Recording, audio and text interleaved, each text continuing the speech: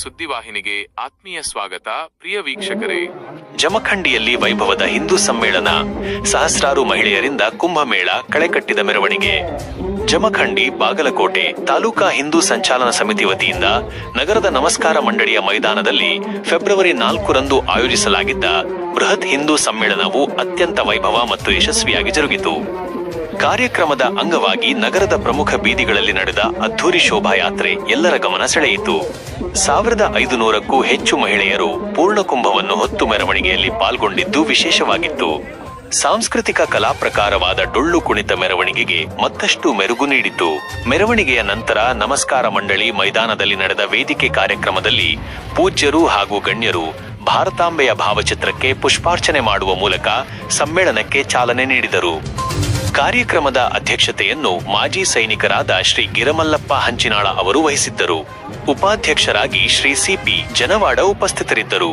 ಹಿಂದೂ ಸಮ್ಮೇಳನದ ಮುಖ್ಯ ವಕ್ತಾರರಾದ ಶ್ರೀ ಎನ್ ತಿಪ್ಪೇಸ್ವಾಮಿ ಅವರು ಮಾತನಾಡಿ, ದೇಶದ ಉಳಿವಿಗಾಗಿ ಮತ್ತು ಕನ್ನಡದ ಏಳಿಗೆಗಾಗಿ ಪ್ರತಿಯೊಬ್ಬರೂ ತಮ್ಮ ನಿತ್ಯ ಜೀವನದಲ್ಲಿ ಕನ್ನಡವನ್ನೇ ವ್ಯಾವಹಾರಿಕ ಭಾಷೆಯಾಗಿ ಬಳಸಬೇಕು ಎಂದು ಕರೆ ನೀಡಿದರು. ಕಾರ್ಯಕ್ರಮದಲ್ಲಿ ಜಮಖಂಡಿ ಭಾಗದ ಪ್ರಮುಖ ಮಠಾಧೀಶರು ಸಾನ್ನಿಧ್ಯ ವಹಿಸಿ ಆಶೀರ್ವಚನ ನೀಡಿದರು.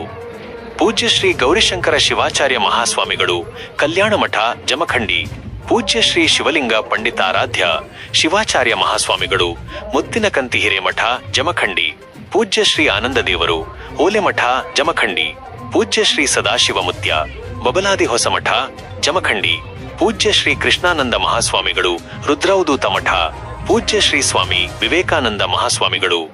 ಈ ಬೃಹತ್ ಸಮಾವೇಶದಲ್ಲಿ ನಗರದ ಶಾಸಕರು, ಪ್ರಮುಖ ಮುಖಂಡರು, ಹಿರಿಯರು, ಯುವಕರು ಸೇರಿದಂತೆ ಅಪಾರ ಸಂಖ್ಯೆಯ ಸಾರ್ವಜನಿಕರು ಪಾಲ್ಗೊಂಡಿದ್ದರು. ಸಮ್ಮೇಳನ ಹಾಗೂ ಮೆರವಣಿಗೆಯ ಸಂದರ್ಭದಲ್ಲಿ ಯಾವುದೇ ಅಹಿತಕರ ಘಟನೆಗಳು ನಡೆಯದಂತೆ ಜಮಖಂಡಿ ಪೊಲೀಸ್ ಅಧಿಕಾರಿಗಳು ಮತ್ತು ಸಿಬ್ಬಂದಿ ಬಿಗಿ ಬಂದೋಬಸ್ತ್ ಏರ್ಪಡಿಸಿದ್ದರು. ಪೊಲೀಸರ ಅಚ್ಚುಕಟ್ಟಾದ ಕಾರ್ಯನಿರ್ವಹಣೆಯಿಂದಾಗಿ ಕಾರ್ಯಕ್ರಮವು ಯಾವುದೇ ಅಡ್ಡಿ ಆತಂಕಗಳಿಲ್ಲದೆ ಶಾಂತಿಯುತವಾಗಿ ಸಂಪನ್ನವಾಯಿತು. ಬ್ಯೂರೋ ರಿಪೋರ್ಟ್, ಅನ್ನದಾತ ಕನ್ನಡ ಸುದ್ದಿವಾಹಿನಿ, ಜಮಖಂಡಿ.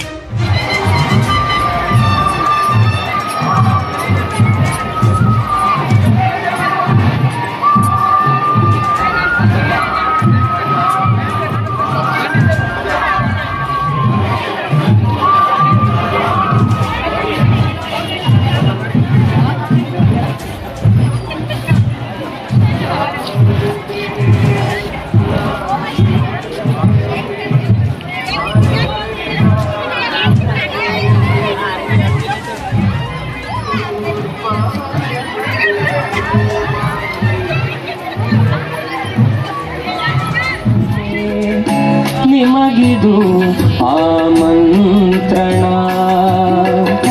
ಕಣ್ಣು ತೆರೆದು ಭ್ರಮೆಯ ತೊರೆದು ನೀಡಿ ಹಾರ್ದಿಕ ಸ್ಪಂದನ.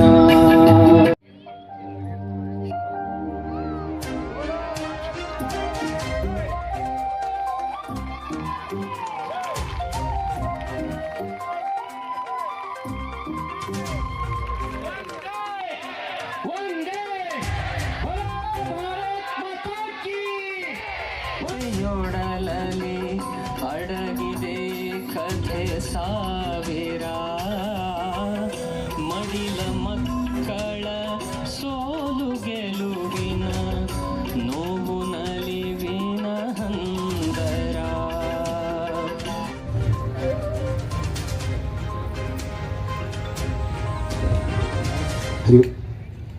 ವಸುದೇವಕ್ಕೆ ಸುತಂ ಕಂ ಸಚಾಣೂರಮರ್ದನಂ ದೇವಕಿ ಪರಮಾನಂದಂ ಕೃಷ್ಣಂ ಒಂದೇ ಜಗತ್ತಿಗೆ. ಐ ಲವ್ ಮೊಹಮ್ಮದ್ ಅನ್ನುವಂಥ ಪೋಸ್ಟರ್ ಕರ್ನಾಟಕದಲ್ಲಿ ಎಲ್ಲಿಯೂ ಕಾಣಿಸಿರ್ಲಿಲ್ಲ. ವೆಸ್ಟ್ ಬೆಂಗಾಲ್ನಲ್ಲಿ ಕಾಣಿಸಿತ್ತು, ಉತ್ತರ ಪ್ರದೇಶದಲ್ಲಿ ಕಾಣಿಸಿತ್ತು, ದಾವಣಗೆರೆಯಲ್ಲಿ ಒಂದು ಸತಿ ಕಾಣಿಸಿತ್ತು. ದೊಡ್ಡ ಹೋರಾಟ ನಡೀತು, ದೊಡ್ಡ ಗಲಾಟೆ ನಡೀತು. ಅಂತಹ ಪೋಸ್ಟರ್ ಜಮಖಂಡಿಯಲ್ಲೂ ಕಾಣಿಸ್ತು. ಅದನ್ನು ನಮ್ಮ ಕಾರ್ಯಕರ್ತರು ಸಮಯೋಚಿತ, ಇಲ್ಲಿ ಪೊಲೀಸರ ಇಲಾಖೆಯ ಸಮಯೋಚಿತ ವರ್ತನೆ ತೆಗೆದು ಹಾಕಿದ್ರು. ಆದ್ರೆ ಎಲ್ಲಿಂದ ಬಂತು? ಎಲ್ಲೋ ಒಂದ್ ಕಡೆ ಇಲ್ಲಿ ನಗರದ ಶಾಂತಿಯನ್ನ ಕದಡಬೇಕು, ಈ ಶಾಂತಿಯನ್ನು ಹಾಳು ಮಾಡೋದೊಂದು ವ್ಯವಸ್ಥಿತ ಪ್ರಯತ್ನ ಜಮಖಂಡಿಯಲ್ಲಿ ನಡೀತಾ ಇದೆ. ಅದಕ್ಕಾಗಿ ಜಾಗೃತಿಯನ್ನು ಮೂಡಿಸ್ಲಿಕ್ಕೆ ಈ ಸಮ್ಮೇಳನವನ್ನು ಆಯೋಜನೆ ಮಾಡಿದ್ದಾರೆ. ಈಗ ಹಿಂದೂ ಸಮಾಜದ ಜಾಗೃತಿಗಾಗಿ ಈ ಸಮ್ಮೇಳನ ಆಯೋಜನೆ ಮಾಡಿದ್ದೇವೆ. ಇದರ ಹೊರತಾಗಿ ಸಂಘದ ಉದ್ದೇಶ ಹಿಂದೂ ಸಮಾಜದ ಸಂಘಟನೆ. ಇದಕ್ಕಾಗಿ ಅನೇಕ ಸಾವಿರ ಜನ ಕಾರ್ಯಕರ್ತರು ಕೆಲಸ ಮಾಡ್ತಾ ಇದ್ದಾರೆ. ಪಂಚ ಪರಿವರ್ತನೆ ಬಗ್ಗೆ ನಮ್ಮ ಹಿರಿಯರು ಹೇಳೋರಿದ್ದಾರೆ. ಇದರ ಜೊತೆಗೆ ಇನ್ನೊಂದು ವಿಶೇಷ ಈ ವರ್ಷದಂತಂದ್ರೆ ಒಂದೇ ಮಾತರಂ ಗೀತೆ ರಚನೆಯಾಗಿ 150 ವರ್ಷಗಳ ಕಳೆಯಿತು. ಬಂಕಿಂಚಂದ್ರ ಚಟರ್ಜಿಯವರು ರಚನೆ ಮಾಡಿದರು. ಒಂದೇ ಮಾತರಂ ಅನ್ನುವ ಗೀತೆ ದರ್ವೊಬ್ಬ ಭಾರತೀಯನ ನರನಾಡಿಗಳಲ್ಲಿ ದೇಶಭಕ್ತಿಯ ಕೆಚ್ಚನ್ನು ಹಚ್ಚುವ ಒಂದು ಗೀತೆ. ಅದಕ್ಕೆ ಸರಿಸಾಟಿನೂ ಇಲ್ಲ. ಅವತ್ತಿನಿಂದ ಇವತ್ತಿನವರೆಗೂ ಒಂದೇ ಮಾತರಂ ಗೀತೆ ನಮಗೆಲ್ಲರೂ ದೇಶಭಕ್ತಿಯನ್ನು ತುಂಬುವಂತ ಗೀತೆ. ಅದರಲ್ಲಿ 3ನೇ ಚರಣದ 2-3 ಸಾಲುಗಳು ಏನಂತಂದ್ರೆ, ಕೋಟಿ ಕೋಟಿ ಕಂಠ ಕಲಕಲ ನಿನಾದ ಕರಾಲೆ, ಕೋಟಿ ಕೋಟಿ ಭುಜೈರ್ಧೃತ ಕರಕರವಾಲೆ, ಕೇ ಬೋಲೆ ಮಾ ತುಮಿ ಅಬಲೆ. ನಿನಗೆ ಕೋಟಿ ಕೋಟಿ ಕಂಠಗಳು, ಕೋಟಿ ಕೋಟಿ ಭುಜಗಳು, ನಿನ್ನನ್ನು ಅಬಲೆ ಅಂತ ಕರೆದವ್ರು ಯಾರು ಅಂಥೇಳಿ ಅದನ್ನು ಹಾಡಿ ಹೊಳತರ ಭಾರತ ಮಾತಿನ ಬಂಕಿಂಚಂದ್ರ ಚಟರ್ಜಿ ಅವರು. ಸಂಘದ ಪ್ರಯತ್ನ ಕೂಡ ಅದೇ.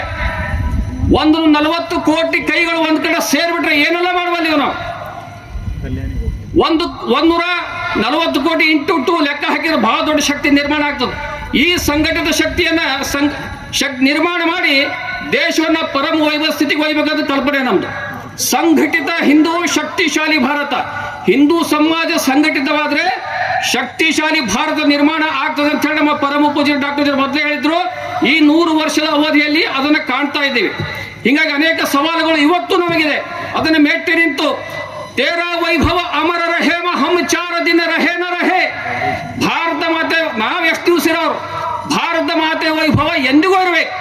ಆ ನಿಟ್ಟಿನಲ್ಲಿ ನಾವೆಲ್ಲರೂ ಕಾರ್ಯಪ್ರವೃತ್ತರಾಗೋಣ. ಭಾರತ ಮಾತೆಯನ್ನ ಜಗತ್ತಿನ ಅತ್ಯಂತ ಎತ್ತರ ಸಿಂಹಾಸನದಲ್ಲಿ ಕೂಡಿಸೋಣ. ಪರಂ ವೈಭವ ನೇತುಮೇ ತತ್ಸ್ವರಾಷ್ಟ್ರ ನಮ್ಮ ಗುರಿ.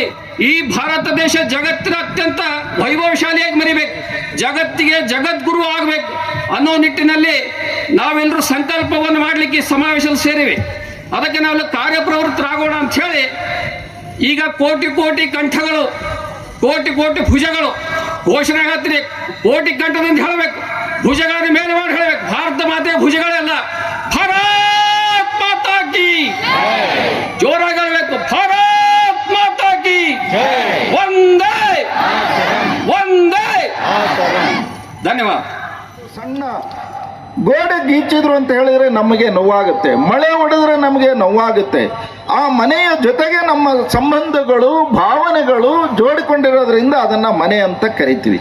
ಹಾಗೆ ರಾಷ್ಟ್ರೀಯತೆ ಅಂತ ಹೇಳಿದ್ರೆ ಬರೀ ಭೂಪ್ರದೇಶ ಅಲ್ಲ, ಆ ದೇಶದ ಆಗು ಹೋಗುಗಳ ಬಗ್ಗೆ ನಮ್ಮ ಭಾವನೆ ಅಡಕವಾಗಿದೆ.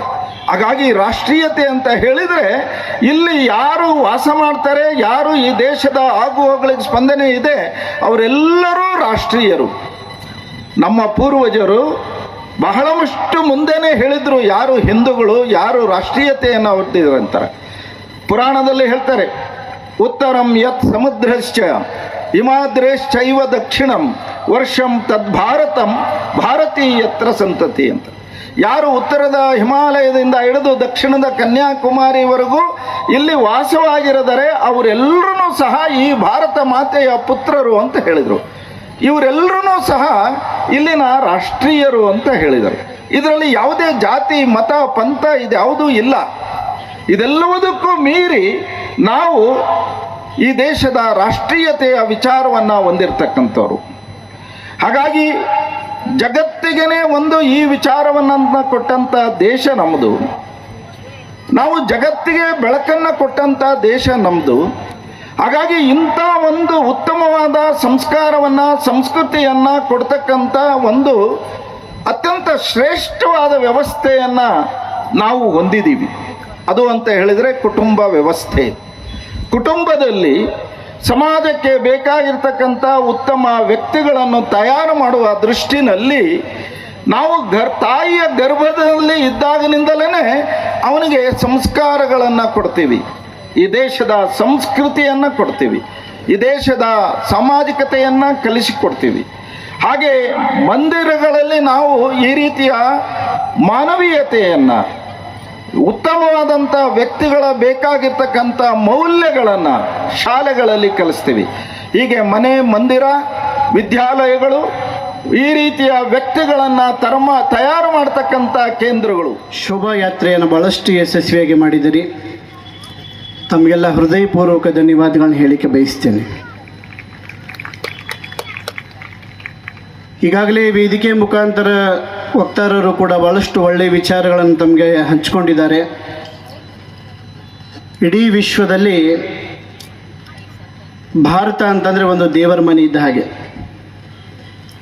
ತಾವೆಲ್ಲ ಮನೆಯನ್ನು ಕಟ್ತೀರಿ, ಮನೆಯನ್ನು ಕಟ್ಟಿದ ಮೇಲೆ ನಿಮಗೆ ಮನೆಯೊಳಗೆ ಮುಖ್ಯವಾಗಿ ಒಂದು ಜಗಲಿ ಅಂತ ನಾವು ಮಾಡ್ತೀವಿ.